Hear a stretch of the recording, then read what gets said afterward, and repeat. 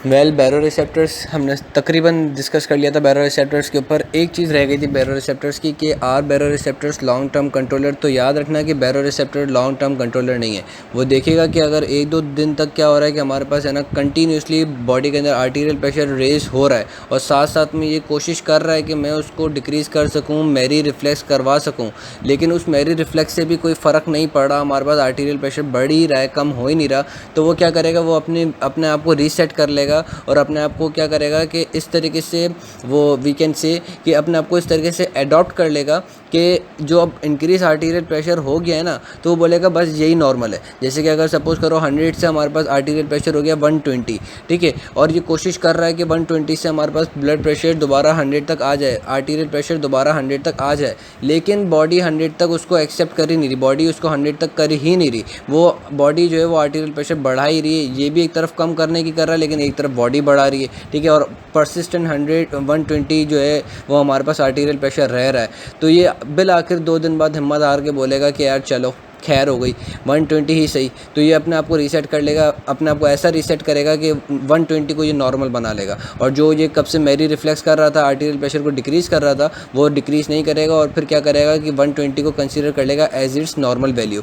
तो ये एक हमारे पास नुकसान है बैरो रिसेप्टर का कि वो बहुत जल्दी हिम्मत हार जाता है। वो देखता है कि अगर है ना ये आर्टीरियल प्रेशर जो है वो कम नहीं हो रहा तो हिम्मत हार जाता है और अपने आप को है ना इस 120 वाले के लिए अडॉप्ट कर लेता है, जबकि ऐसा नहीं होना चाहिए। तो फिर क्या चीज़ एप्लीकेबल होगी, फिर वो हमारे पास लॉन्ग टर्म नर्वस कंट्रोल होता है जो कि रीनल मैकेनिज्म है, वो ऑपरेट होता है, उसको हम रीनल के अंदर डिस्कस करेंगे। तो बहरहाल एक बैरो रिसेप्टर की ये चीज़ आखिरी रह गई थी।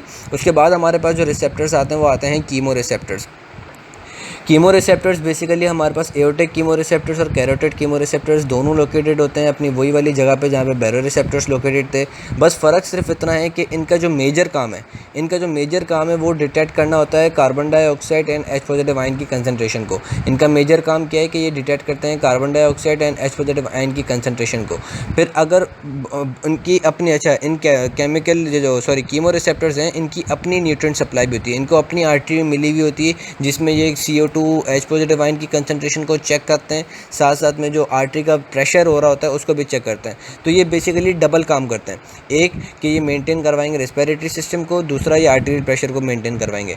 अब अगर थोड़ा सा रेस्पिरेटरी का भी हम डिस्कस कर लेते हैं, वो ये कि अगर हमारे पास जो इनकी न्यूट्रिएंट आर्टरी इनको मिल रही है उसके अंदर अगर हमारे पास CO2 और H पॉजिटिव आयन की कंसंट्रेशन बढ़ रही है तो क्या होगा कि ये मैसेज लेके जाएंगी अपनी नर्व्स के साथ। नर्व्स का नाम चेक कर लेना, मेरे ख्याल से शायद वैगल नर्व और वही नर्व है ग्लोसोफेरेंजियल, ठीक है, ग्लोसोफेरेंजियल बाय कैरोटिड और है ना वैगल थ्रू एओर्टिक, ठीक है। अब इन दोनों के थ्रू ये नर्व्स जो हैं वो अपना सेंसरी एरिया पे जाएंगी, सेंसरी एरिया से फिर जाएंगे हायर रिफ्लेक्स सेंटर पे। हायर रिफ्लेक्स सेंटर से अगर ये रेस्पिरेटरी के लिए डिटेक्ट कर रही हैं, CO2 और H पॉजिटिव आयन के लिए डिटेक्ट कर रही हैं, तो फिर हायर रिफ्लेक्स सेंटर से हमारे पास मैसेज जो है वो वैज़ोमोटर सेंटर में नहीं आएगा।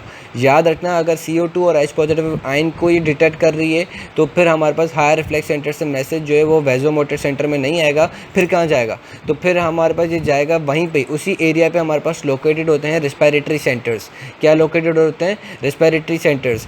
उन रेस्पिरेटरी सेंटर के पास जाएगा। रेस्पिरेटरी सेंटर भी दो टाइप के होते हैं, एक होता है रेस्पिरेटरी एक्सीलरेटर, एक होता है रेस्पिरेटरी इनहिबिटर। तो अगर हमारे पास CO2 और H पॉजिटिव आयन की कंसंट्रेशन उसकी जो ब्लड है, जो ब्लड इनको सप्लाई कर रहा है उसके अंदर बढ़ रही है, तो वो क्या होगा, उसका ये शो कराता है मतलब कि लंग्स के अंदर भी है ना हमारे पास CO2 और H पॉजिटिव आयन की कंसंट्रेशन, पूरी बॉडी के अंदर CO2 और H पॉजिटिव आयन की कंसंट्रेशन बढ़ रही है। मीन्स कि हमारे पास जो है वो वेंटिलेशन कम हो रही है। तो वो क्या कराएगा कि लंग्स को बोलेगा कि ज़्यादा से ज़्यादा वेंटिलेशन करो और CO2 को बॉडी से निकालो, ठीक है। तो हमारे पास क्या होगा कि एसिडोसिस जो होगी वो दोबारा नॉर्मल वैल्यू पे आना शुरू हो जाएगी, ठीक है। इसको बाकी जो ज़्यादा डिटेल जो है वो उसको हम रेस्पिरेटरी के अंदर डिस्कस करेंगे। बहरहाल अब इसका रोल देखेंगे आर्टीरियल प्रेशर के अंदर। आर्टीरियल प्रेशर को कैसे डिटेक्ट कराएगा? आर्टीरियल प्रेशर को डिटेक्ट कराएगा कि अगर हमारे पास 80 मिलीमीटर मरकरी से प्रेशर जो है वो रिड्यूस हो रहा है, ठीक है, तो क्या होगा कि ये हमारे पास मैसेज भेजेगा सेंसरी एरिया को, सेंसरी एरिया से जाएगा हायर रिफ्लेक्स सेंटर, से हायर रिफ्लेक्स सेंटर पे जाने के बाद आएगा हमारे पास वैज़ोकंस्ट्रिक्टर एरिया पे, और फिर वैज़ोकंस्ट्रिक्टर एरिया से जाएगा सिंपैथेटिक नर्वस सिस्टम के अंदर, और फिर हमारे पास पूरी बॉडी के अंदर वैज़ोकंस्ट्रिक्शन हो जाएगी और हमारे पास वही इंक्रीज आर्टीरियल प्रेशर हो जाएगा, ठीक है। उसके बाद हमारे पास जो आता है वो आता है है ना लो प्रेशर रिफ्लेक्स सेंटर्स, ठीक है, और we can say low pressure receptors. Low pressure receptors जो होते हैं ये हमारे पास लोकेटेड होते हैं एट्रिया के अंदर, और कहाँ पर लोकेटेड होते हैं, राइट एट्रिया में लोकेटेड होते हैं, और हमारे पास पल्मोनरी आर्टरी के अंदर लोकेटेड होते हैं। Well I am exhausted totally, क्योंकि सुबह से पढ़ भी रहा था, लेक्चर्स भी बनाए और काम भी किए, तो मेरा भी सर चकरा रहा है बुरे तरीके से। बहरहाल आगे कंटिन्यू करना है। तो हम लोग डिस्कस कर रहे थे low pressure receptors. Low pressure receptors are located in the atria and pulmonary artery. Low pressure receptors कहाँ लोकेटेड होते हैं? एट्रिया के अंदर और पल्मोनरी आर्टरी के अंदर। लो प्रेशर रिसेप्टर्स कहाँ लोकेटेड होते हैं? एट्रिया और पल्मोनरी आर्टरी के अंदर। ये जो रिसेप्टर्स हैं ये एक्चुअली हमारे पास आर्टीरियल प्रेशर को डिटेक्ट नहीं करते। ये रिसेप्टर्स जो हैं ये हमारे पास सिस्टमिक सर्कुलेशन के प्रेशर को डिटेक्ट नहीं करते। क्यों नहीं करते? इनकी चाचे की बारात है जो ये लोग डिटेक्ट नहीं करते। ये लोग क्यों नहीं करते? इस वजह से नहीं करते भाई कि इनका जो हमारे पास थ्रेशोल्ड पॉइंट है कि अगर इस पॉइंट से प्रेशर डिक्रीज होगा तो ये लोग काम करेंगे, वरना है ना प्रेशर को ये लोग कंट्रोल के लिए काम नहीं करेंगे। तो वो बहुत कम है। सपोज़ करो कि अगर हमारे पास इनका थ्रेशोल्ड वैल्यू है 30 मिलीमीटर मरकरी। अगर 30 मिलीमीटर मरकरी से हमारे पास प्रेशर डिक्रीज़ होगा तब जाके ये एक्टिवेट होंगे, अदरवाइज़ ये एक्टिवेट नहीं होंगे फॉर कंट्रोलिंग आर्टीरियल प्रेशर। तो ये इतने ज़्यादा इंपॉर्टेंट नहीं है कि ये सिस्टमिक सर्कुलेशन का आर्टीरियल प्रेशर जो है वो डिटेक्ट करें, बल्कि ये क्या करते हैं कि हमारे पास लंग्स के अंदर या पल्मोनरी सर्कुलेशन का अगर आर्टीरियल प्रेशर कम हो रहा होता है तो उसको डिटेक्ट करते हैं, क्योंकि पल्मोनरी सर्कुलेशन जो होता है वो लो प्रेशर है ना हमारे पास होती है, सर्कुलेशन होती है, तो वहाँ पर ये उनका प्रेशर डिटेक्ट करते हैं। साथ साथ में दूसरा ये क्या काम करते हैं? ये करते हैं कि हमारे पास इनको ब्लड के वॉल्यूम को डिटेक्ट करते हैं। एट्रिया जो हमारे पास लो प्रेशर रिसेप्टर्स हैं वो क्या करते हैं? ये हमारे पास है ना ब्लड वॉल्यूम को डिटेक्ट करते हैं जो राइट एट्रियम और पल्मोनरी सर्कुलेशन में जा रहा होता है उसको, ठीक है। तो इसने क्या दो काम किए? एक ये किया कि ये आर्टीरियल प्रेशर डिटेक्ट करता है, किसका? पल्मोनरी सर्कुलेशन का, सिस्टमिक सर्कुलेशन का नहीं, ठीक है। दूसरा काम क्या करता है? ये ब्लड वॉल्यूम को डिटेक्ट करता है कि बॉडी के अंदर जो है वो ब्लड वॉल्यूम कितना आ रहा है, मतलब कितना बढ़ रहा है, उसको डिटेक्ट करता है। वो कैसे डिटेक्ट करता है? कि अगर इस राइट एट्रियम में हमारे पास ज़्यादा अमाउंट ऑफ ब्लड आता है, अगर हमारे पास वीनस रिटर्न बहुत ज़्यादा इसके अंदर आता है, तो क्या होगा कि इसके अंदर स्ट्रेच रिसेप्टर्स हैं। वो स्ट्रेच रिसेप्टर्स क्या होंगे कि है ना स्ट्रेच्ड हो जाएंगे। उस स्ट्रेच होने से क्या होगा कि इम्पल्स जो है वो हमारे पास है ना वेगस नर्व के थ्रू जाएगी। कहाँ पर? हमारे पास सेंसरी एरिया पे। सेंसरी एरिया से हायर रिफ्लेक्स सेंटर से फिर हमारे पास आएगी कहाँ पर? है ना सिंपैथेटिक नर्वस सिस्टम के अंदर। क्योंकि हमने फ्रैंक स्टर्लिंग लॉ पढ़ा है कि जितना ज़्यादा ब्लड राइट एट्रियम में आएगा उतना ज़्यादा ब्लड जो है वो हमारे पास पंप आउट होगा। तो अब क्या होगा कि ज़्यादा ब्लड पंप आउट करने के लिए हमें ज़्यादा फोर्स चाहिए, हार्ट को ज़्यादा फोर्स प्रोवाइड करनी पड़ेगी हार्ट को कि वो कॉन्ट्रैक्ट हो। तो हमें ज़्यादा फोर्स के लिए क्या चाहिए होगा? Sympathetic nervous system. तो इस स्ट्रेच रिसेप्टर्स ने क्या किया कि जैसे ही हमारे पास ज़्यादा अमाउंट ऑफ ब्लड आया किसके अंदर? राइट एट्रियम के अंदर, तो इसका स्ट्रेच रिसेप्टर स्ट्रेच्ड हो गया, उसने इंपल्स भेजी वेगस नर्व के थ्रू सेंसरी एरिया पे। सेंसरी एरिया से हमारे पास गई हायर रिफ्लेक्स सेंटर पे।